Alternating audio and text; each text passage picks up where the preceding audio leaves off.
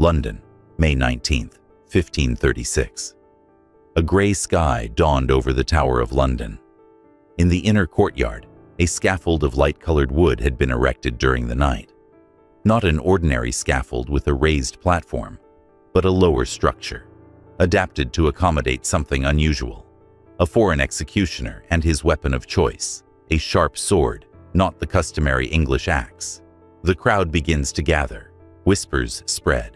Today a queen will be executed, the first in England's history. Anne Boleyn, the woman who triggered the break with Rome and revolutionized the kingdom, will face her destiny this morning. Within the tower walls, in a small chamber that has been her prison for the past 17 days, Anne awakens to her last day of life. At 35, she still maintains the elegance that once captivated the most powerful king in England. Her ladies-in-waiting, the few who remained loyal, help her dress. Anne has carefully chosen a dark gray mantle lined with fur, beneath which she wears a crimson bodice. Colors that will not show blood, a choice both practical and dignified. I hear the executioner is very good. I have a little neck, Anne remarks, gracefully touching her own throat. This comment, recorded by witnesses, reveals not only courage, but a dark irony in the face of the inevitable. How did Anne Boleyn come to this terrible end? Daughter of Thomas Boleyn, an ambitious diplomat, and Elizabeth Howard, of noble lineage, Anne grew up, partly, in the sophisticated French court, where she absorbed Renaissance culture and the refinement that would later distinguish her. Upon returning to England around 1522, she was not considered a great beauty. With olive skin, black hair, and dark eyes, she diverged from the Renaissance ideal of pale complexion and blonde hair. But she possessed something more valuable: a sharp intelligence, knowledge of languages and arts, and a magnetic presence that drew everyone around her. When Henry VIII, whose marriage to Catherine of Aragon was not producing the much-desired male heir, turned his eyes to Anne, she refused to follow in the footsteps of her sister, Mary Boleyn, who had already been the king's mistress. "I will not be your concubine," she reportedly told the monarch. "If you want my heart and body, you must give me a crown." A risky gamble, but one that would forever change English history. For 7 years, from 1526 to 1533, Henry pursued Anne with an obsession that transformed the kingdom. To marry her, he broke with the Catholic Church, declared himself supreme head of the new Church of England, faced opposition from the Pope and Emperor Charles V, and revolutionized his country's religious structure. In January 1533, Anne and Henry married secretly when she was already pregnant.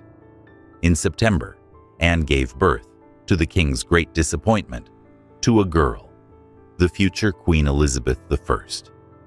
Anne's reign lasted only 3 years, but her impact was profound. Intelligent and incisive, she promoted religious reforms, patronized scholars, and circulated English translations of the Bible, then forbidden. To her admirers, she was a visionary. To her enemies, and they were many, a manipulative heretic. Her downfall began with reproductive failures. After Elizabeth, Anne became pregnant again, but suffered a miscarriage in 1534. A third pregnancy in 1535 also ended in miscarriage, this time of a male fetus. For a king obsessed with a male heir, these failures were unforgivable. As Henry's love cooled, Anne's enemies gained strength, especially Thomas Cromwell, the king's chief minister. In April 1536, the conspiracy to overthrow Anne gathered momentum. Cromwell orchestrated an investigation into the Queen's supposed improper conduct. On May 2nd, Anne was arrested and taken to the Tower of London. The accusations were as grave as they were absurd: adultery with 5 men, including her own brother, George Boleyn, conspiracy against the king's life, and treason. Her trial, on May 15th, was a legal farce. Without the right to an attorney or to confront witnesses, the Queen was subjected to a tribunal composed almost entirely of political enemies. Despite this, Anne defended herself with eloquence. A witness described how she answered everything so wisely and discreetly that she seemed not a woman, but an angel. It didn't matter. The verdict had been determined before the trial even began. Guilty, with a sentence of death by burning, the traditional punishment for female treason. Showing a final flash of mercy, or perhaps merely concerned with international public opinion, Henry commuted the sentence to beheading and ordered that a specialist be brought from France.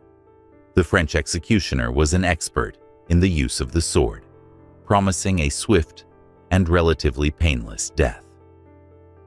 Back to May 19, 1536, at 8 in the morning, Anne received news that her execution had been postponed until noon. A cruel blow, as she had already prepared herself psychologically for the end. The additional hours were spent in prayer. Witnesses report that she took communion and during prayer stopped several times to say, "Lord, have mercy on me."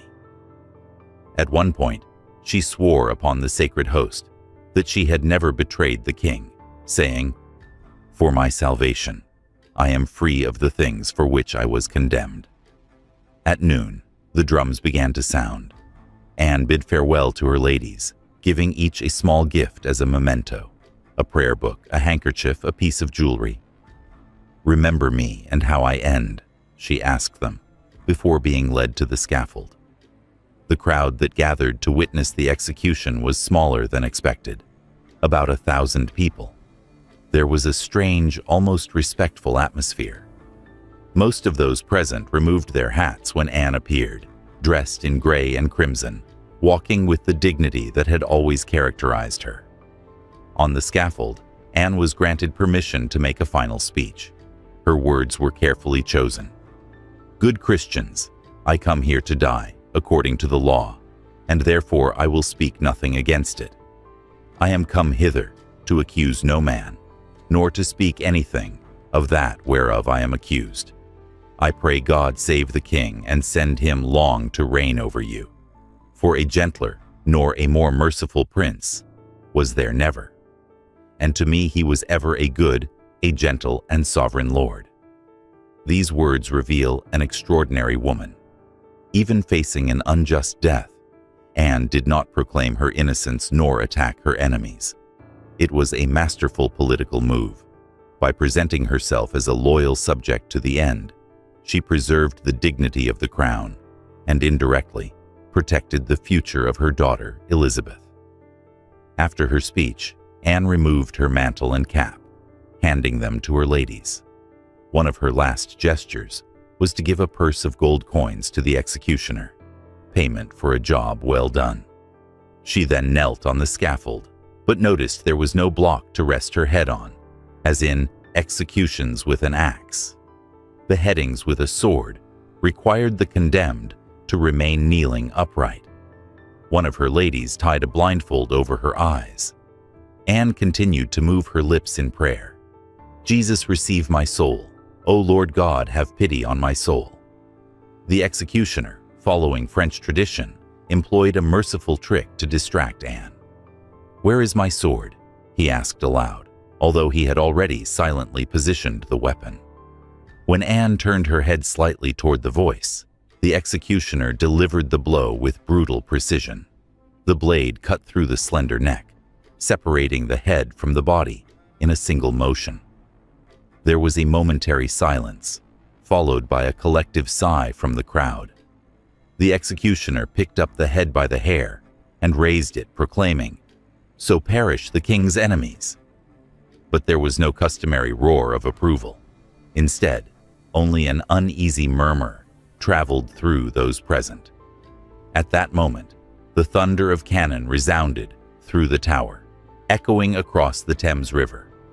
It was the signal for Henry VIII, who was waiting at his Whitehall palace, that he was free to marry again.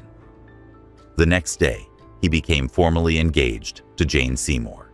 10 days later, they were married. Anne's body was collected by her ladies, a brutal peculiarity.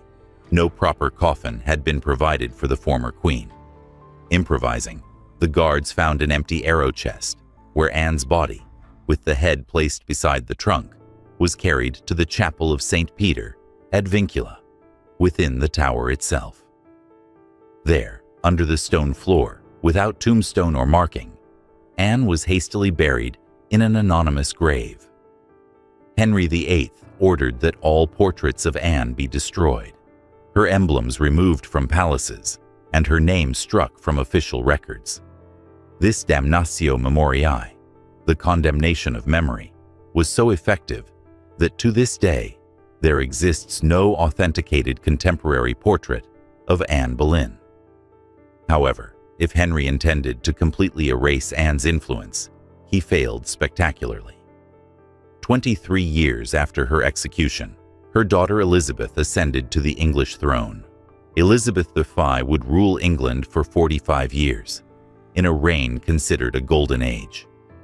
The daughter surpassed the father in almost every aspect, and her greatest legacy was the stability that Henry had so sought. In 1876, during a restoration of the chapel of St. Peter at Vincula, bones were discovered in the place where Anne was believed to have been buried. Among them, a female skeleton with delicate bone structure and a small skull was identified as likely being Anne's.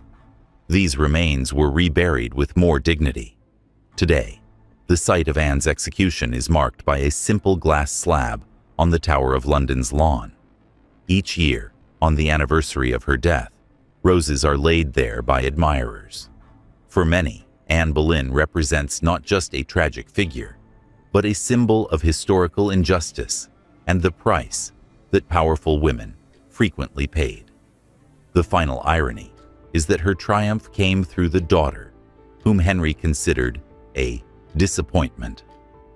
Elizabeth I, upon assuming the throne, deliberately cultivated characteristics of her mother, even adopting the white falcon emblem of the Boleyns. Learning from her mother's fate, Elizabeth never married, declaring herself married to England. The Virgin Queen built her successful reign upon the ashes of her mother's sacrifice, a sacrifice that began on that gray May morning in 1536, when a queen walked with dignity to her death.